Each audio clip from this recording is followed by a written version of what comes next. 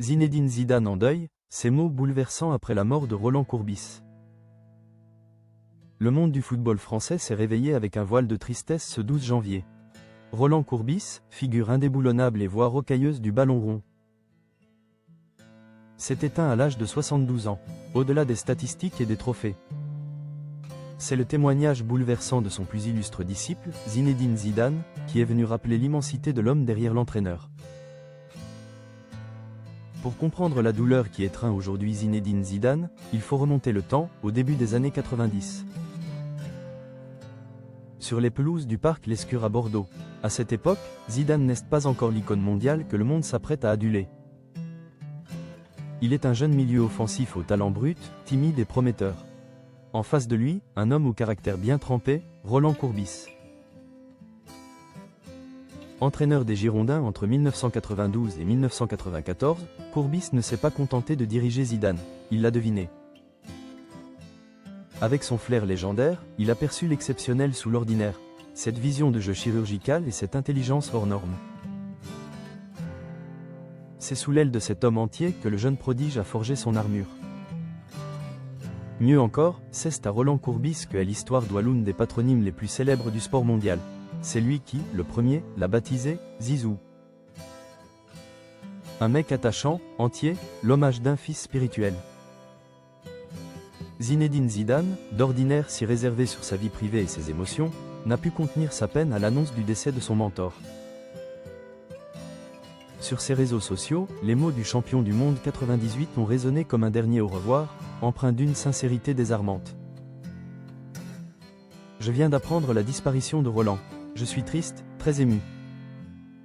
Il a énormément compté pour moi comme entraîneur et sur le plan humain. C'était un mec très attachant, entier. En ce moment, je pense à sa famille à qui j'adresse toutes mes condoléances.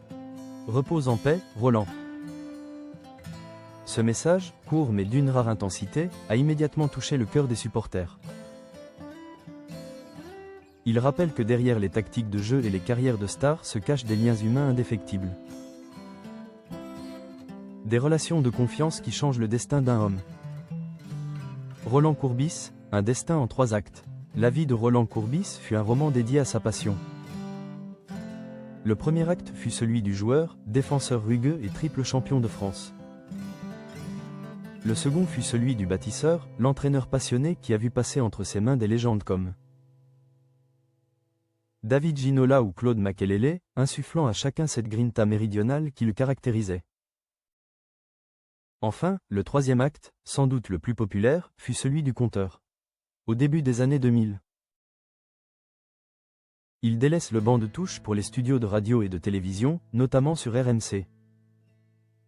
Son accent chantant de Marseille et son franc-parler légendaire sont devenus familiers pour des millions d'auditeurs.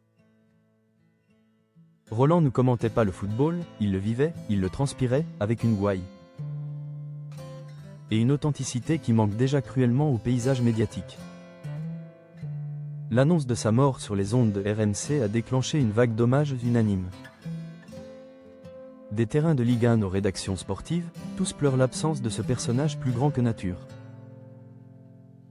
Mais si les micros se sont tus, et l'héritage de Roland Courbis demeure. Il restera à jamais celui qui a su polir le diamant Zidane, celui qui a donné au football français une partie de son âme et de son audace. Aujourd'hui, alors que Zizou pleure son coach, c'est toute une famille du football qui salue la mémoire d'un homme qui, jusqu'à son dernier souffle, aura été entier.